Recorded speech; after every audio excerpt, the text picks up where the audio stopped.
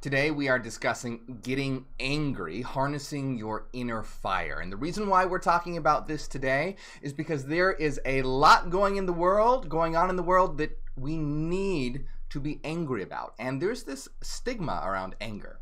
You are constantly told that you shouldn't be angry. From the moment that you're born, it is reinforced by your parents. As you grow up, you're punished when you're angry. And as you continue at school, when you get angry, you're punished as well. And this continues to be reinforced through religion. Anger is often a sin. And furthermore, when you finally grow up and go to work, again, you can't get angry. If a customer treats you wrong, the customer is always right. If your boss treats you terribly, you can't do anything about it or else you'll get fired. So as you can see, obviously, there are certain reasons for why your parents will reprimand you growing up if you are throwing a tantrum or something like that. But the point is that regardless of the reasons why, whether they're good or bad, you are constantly having this reinforcement that anger is something bad, no matter what. And what I really want to get across is that anger is part of the spectrum of life. And we don't want to deny anger. It's one of our powers that we have in our toolkit, and it serves a very important purpose. There is a lot of shit happening in this world right now that more people need to be angry about. More people need to let that inner rage come out. Now, what I want to emphasize is that we're not talking about unrestrained rage, not just like chaotic, barbaric, unrestrained rage, but we're talking about focused anger for a purpose. Because what I want to look, why do you feel angry? So let's really break it down. Why do people feel angry? You feel angry when you feel that an injustice has occurred. That's why you feel angry. When you feel that an injustice has been done to you, you feel angry. So, there is a lot of injustice in the world occurring right now that we need to be angry about. But you see, when you're taught that anger is wrong and that you shouldn't be angry, then not only does that minimize your power, but it also comes with it that it also seems to minimize the injustice that has been done to you. Because when you have an injustice done to you, you feel angry. And if you minimize that anger, you tend to ignore that injustice. Now, that injustice can take many different forms. That could be in a toxic relationship, a toxic work environment, or the rich elite destroying the world. These are all injustices. If you're in a toxic relationship, maybe an abusive boyfriend or girlfriend or whatever, that's an injustice that's being done to you. But if you're told, oh, don't worry, don't worry, baby, I love you, don't get mad, as you minimize your anger, you'll also tend to, shove that injustice aside, sweep it under the rug. Same thing in a toxic work environment. And same thing with the rich elites. As they plunder and destroy and burn this world to the ground, as they tell you, don't get angry. Through various means. Look at all the religious systems and practices that are put forward. I can't tell you how many New Age spiritualists are so anti-anger. How many religions are so anti-anger. We're going to look at that very closely as well. But you're going to see all these different things are so anti-anger, and if this is, taught and spread among the masses, then of course, as their anger diminishes, they tend to sweep aside the injustices, right? Imagine you're angry and you're ready to go out and make change, and then, I'm going to go, you know what? It's fine. I don't need to be angry about this. And then you just tend to become complacent. You tend to become relaxed. And there's nothing wrong with being relaxed, but there is a problem with being relaxed when, someone's stabbing you in the back. That is when you need to get angry. And once again, we're not talking about unrestrained anger here. We're talking about focused anger. Anger for a reason and anger for a purpose. And as we're going to see, we have a lot to talk about with regard to this subject. It's a subject I'm very passionate about because there's so many complacent people in the world today. And the issue is that it's not about unrestrained anger. There is so much unrestrained anger in the world. And this is the problem too. So you have people that are good people, nice individuals. Most people who come to this stream are nice people, right? You guys are great. And so here's the thing. Nice people will tend to look out at all the unrestrained rage in the world. Look at all the awful racism and hatred and sexism and homophobia and just all the hate, right? And rage. And so nice, good people will look at that and go, oh, wow, I don't want to contribute more anger to the world, so I'm not going to get angry. But here's the thing. Here's the problem, is that you have these hateful, unrestrained individuals that aren't afraid to get angry, and they're just regurgitating this bile, this hatred. And then the people who should be speaking up, the good people, the people who should be speaking up, stay quiet and they stay silent. Oh, because they don't want to contribute to the hatred and the anger in the world. But it's not that you're contributing to hatred and anger in the world. It's that injustices are occurring to you, to me, to all of us, to the world. And we need to speak up and speak out against it. And so the paradox arises where by you staying quiet, by you not getting angry, you're actually helping anger and hatred live and persist and reproduce and spread. The world will not be destroyed by those who do evil, but by those who watch without doing anything. And this is the problem that we have, right? Again, Albert Einstein quote, the world will not be destroyed by those who do evil, but by those who watch evil and do nothing about it. And this is the issue that we have right now, where good people are staying quiet and staying silent, and they're not angry enough at the injustice that is occurring globally and personally.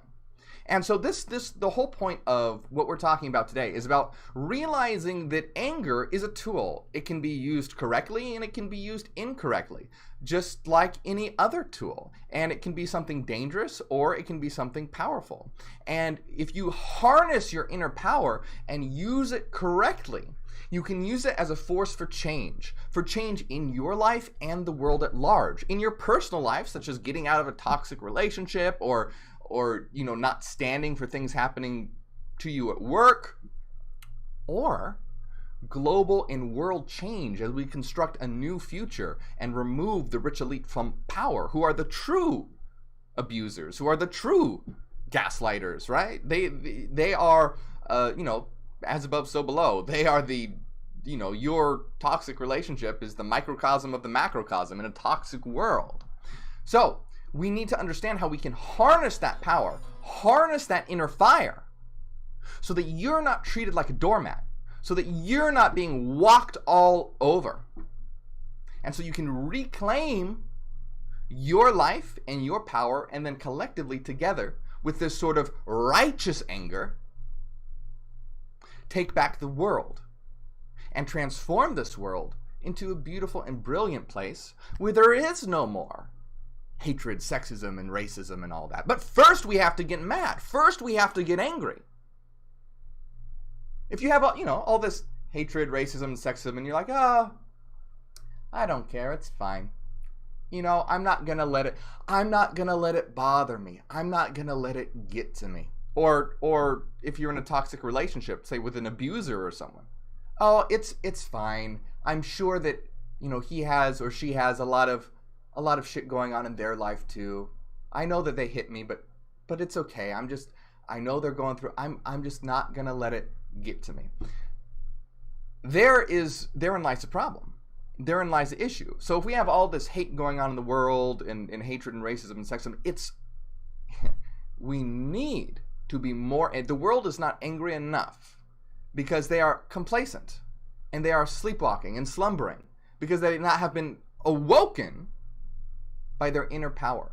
So everything we're going to be talking about today is about harnessing your inner power so that you can reclaim your life and that together we can reclaim the world. So here's a comment that I want to address before we continue. Luis says, don't we have to ask why we attract injustices before we blame others? And this comes with, this is actually a very toxic idea. So, yes, you may be at fault for certain things, But this comes with a lot of New Age spiritual beliefs where it's like, oh, well, you must be attracting injustice. Maybe you're a dick, and so but that's not really truly injustice. If you're a dick and something, negative happens to you because of that as a consequence, well, that's not an injustice. But here's the thing. It's not like we are having injustice occurred to us, not because we are attracting it or because we deserve it or anything like that. That is a false belief. That is a false belief. The rich elite are burning this world to the ground, and injustice is occurring to us, losing rights, losing everything that we hold dear, not because we are attracting injustice, because the world is run by evil people. The world is run by greedy, rich, self-absorbed, psychopathic individuals. And that is where the blame lies. So don't fall for these tactics where it's all like, oh, well, maybe it's because of me, or maybe I'm attracting it. No, you're not attracting it. The world is in a shit state because the most predatorial, the most psychopathic individuals, the most self-absorbed individuals are in control of the world. And that is what we need to change. And they are the ones who need justice served to them. If this were a fair world, then immediately they would be removed and they would have justice served. But this world isn't run by some kind of moral code. It's up to us. We are the gods of this world. And it is up to us to serve justice. We are the holders of the scales. And so the world isn't going to change until we do something about it. There's no God in the sky that's going to come down and enact judgment. We are the gods. We are the God of the scales. And so it's up to us to serve justice. And that means by removing the rich elite from power. Because they are destroying this world. And this is why we need to be angry about it as fuel for change. The important thing to understand here is that anger is a tool. Everything has its place. And anger can be used incorrectly. Again, look at how there's so much unrestrained anger and hatred in the world. And remember, we are involved in a war of the mind, okay? This is a war of the mind, a war of consciousness. So, again, as we've said, many, many times, that this is a war of the mind, and we're trying to raise consciousness. So what I want you to understand here is that, again, anger is a tool. So what is anger? Anger is like fuel. Anger is like fuel.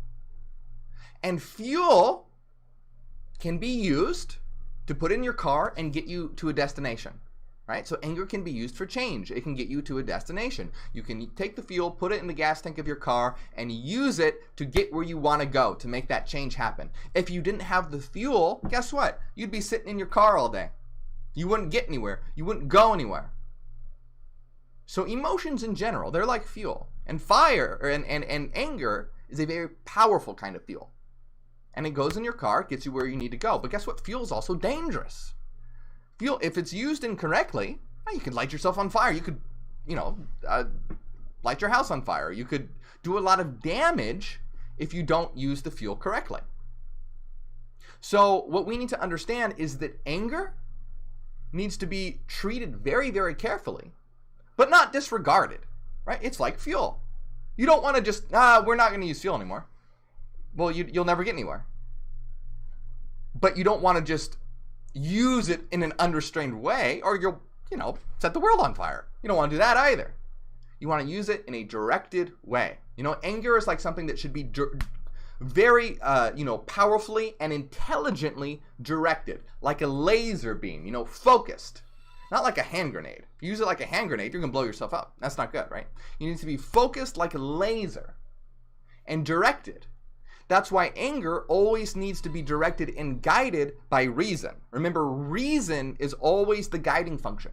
So we want to be guided and directed and controlled by reason to use our anger as like a laser, guided and directed, precise, precision. and as fuel in the car in a very specific way. So reason, logic and reason always guides the way. And that's why it must guide and be tied to anger. Again, I want to emphasize, this is not about just unrestrained anger. This is not about uncontrolled. That's not a good thing. So here's this fantastic quote by Aristotle. We've been reading a lot about Aristotle in our Monday live streams, in our Monday philosophy book readings. We've been reading a lot about Aristotle and what Aristotle thought about the soul. So what did Aristotle have to say about anger? And this is an amazing quote by Aristotle, and it encapsulates perfectly what we're talking about. So, anyone can become angry. That's easy. But to be angry with the right person, at the right time, and for the right purpose, and in the right way, that is not within everyone's power, and that is not easy. And this encapsulates so much about what we're talking about. Anyone can become angry. You see all the angry, hateful people out there? That's easy. And that's not what we want, and that's not what we're talking about. But to be angry with the right person, at the right time, for the right purpose, and in the right way. You see the difference between this sort of like throwing fuel everywhere? No. It's this focused, intelligent, directed, for a reason, force. With the right person, the right time, for the right purpose, and in the right way. This is how change occurs. Through that directed, guided, rational, righteous anger. Like a laser. And like fuel for change. And you have that inner fire within you.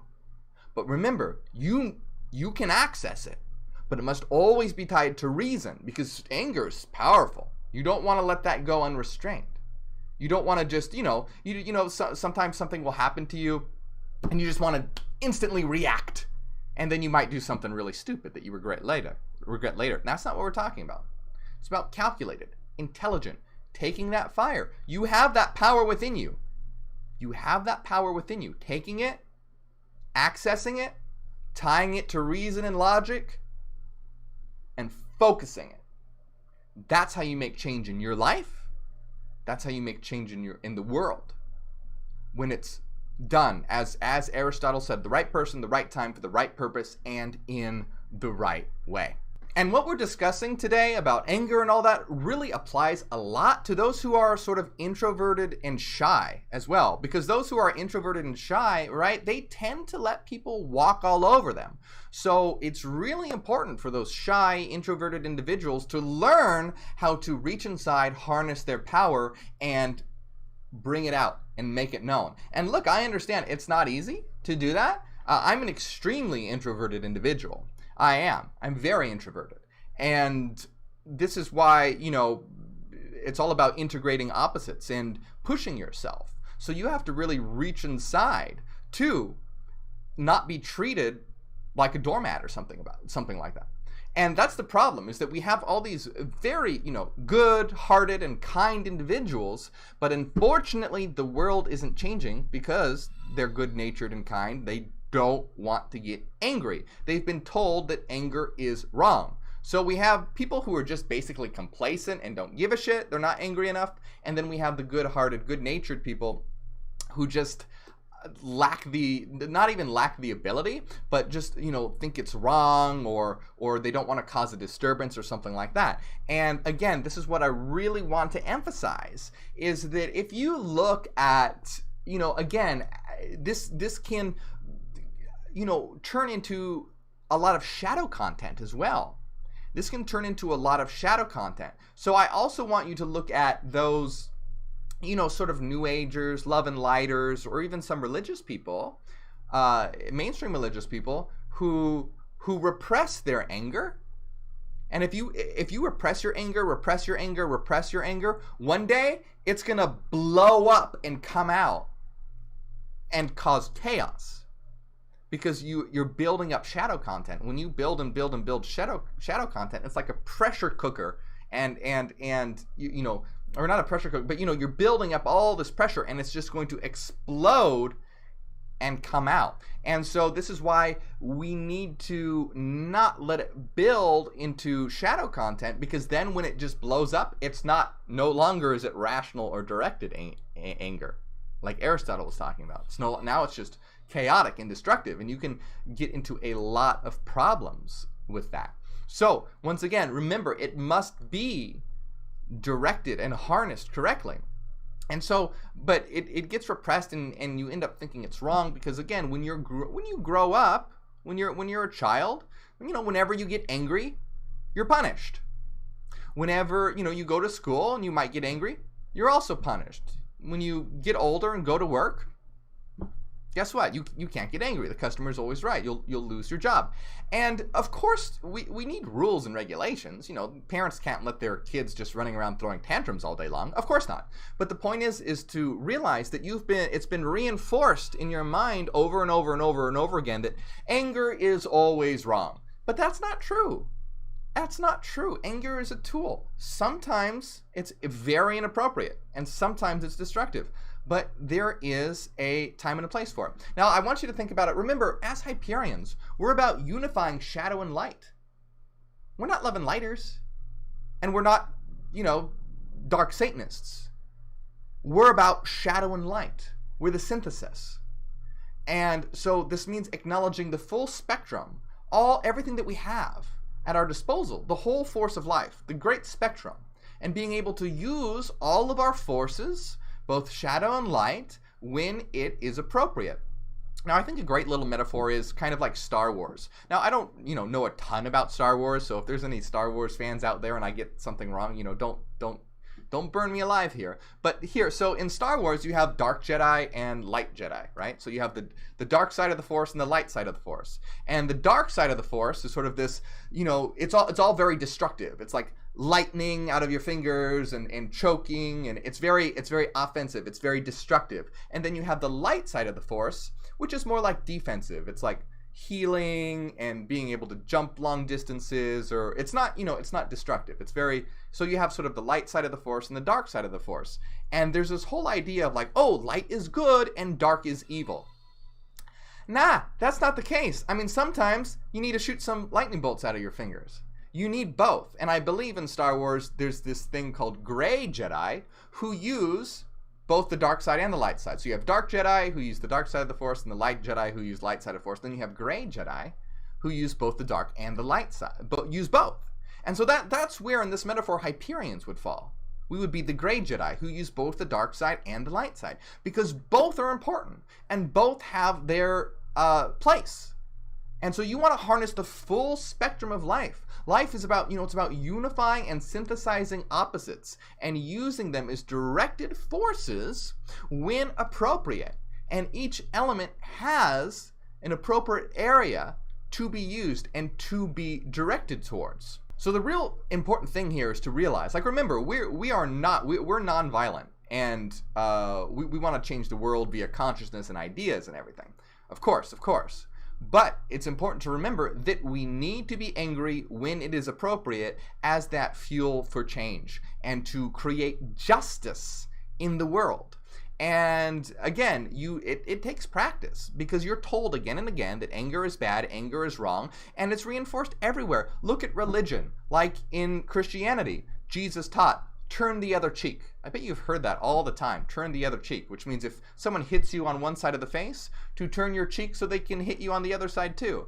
Oh, how stupid is that? It says, Jesus says, if, turn the other cheek. He says, if someone steals the coat off your back, something like give them your shirt and your belt and all your other clothes also. No. Like, do you see how religions constantly reinforce submission? And then you have sort of Eastern religions and New Age religions who just teach you, just if you're getting angry, just meditate. Just meditate and let the anger go away. And I mean, yeah, sometimes that's fine, but if that's a rule that you always do, no. This is why the elites love these ideas, because if you're taught to turn the other cheek, to never stand up for yourself, if you're taught that, you should never get angry, just meditate, then you'll never stand up to anyone. Because when you remove that anger, you also tend to sweep the injustice under the rug as well. So it's really important to understand that the elites love these ideas that keep you in a state of submission. I mean, just even look at the imagery. sort of Christianity and Buddhism and things like that. Christianity, what's the image of Christianity? Christ nailed to a cross. That is not, that is like, that is a very submissive, negative image. And then Buddhism, sitting under a tree, Buddha sitting under a tree with the eyes closed and meditate. Again, a very submissive imagery. And this is a war of symbols, right? Symbols are very, very powerful. Now look at the Hyperion symbology of, say, Abraxas. Abraxas is riding on a chariot, conquering, with a shield and a whip, with the light of reason and the serpents of the dialectic. It's an image, a conquering image. So what are you? Right? Are you just a submissive nothing? Or are you a god? Gods are conquerors. Gods are world shapers. We aren't submissive the meek shall inherit the earth. No, we aren't little meek nothings. We are the gods of this world. And right now, devils are controlling it. So we are the gods of this world. We are world shapers. And so it's time to realize and step into that divinity. Step into that, sort of righteous anger. Remember, as directed. So that you can take control of your life as the God of your life. And then together, we are the God of this world. Shape your life and we will shape the world. Shape your life, let's shape the world. Let's make change. So harness that inner fire, harness that inner power. And learn to do it. For those of you who have a hard time with it, I bet you've rehearsed things in, people who have treated you badly. I bet you've rehearsed things in your mind. You thought you've played the scenario, you fantasized about, I'm going to tell this person this, or I'm going to write them this message, or I'm going to do this, and then you don't. Now, of course, you don't want to just remember this is about rational and intelligence. So it's not about making a snap decision. You don't want to make get really angry, make a snap decision, and say something stupid, and then, oh shit, well now you don't have a job, or now, oh actually you weren't really thinking rationally, and you treated your boyfriend or girlfriend badly, or something like that. It's not about snapping, but I'm talking about the people who have a problem with this, right? Some people it comes real easy to them, and so you guys, that's different. But for people who have a hard time with it, right? They just no change will ever occur because they'll just keep sweeping those injustices under the rug, and so they'll stay in that toxic relationship, or they'll stay in that bad work environment where there's let's say sexual harassment going on or something terrible because they don't want to notify HRs or something like that. Or see, that's what I'm talking about. I'm not talking about just hey, fuck you, boss, or fuck you, my partner. No, that's not good. It's about, hey, standing up for yourself. If there's something going on, you want to get angry, you want to notify HR. If you're in an abusive relationship, you want to get out of that, and you want to take the steps necessary to remove yourself from that situation and make sure that justice is served to that person, or what have you.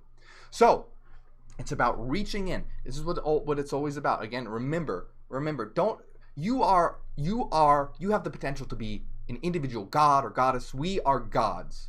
We are God. And so we are world shapers. And we need to change the world because right now there is so much injustice occurring.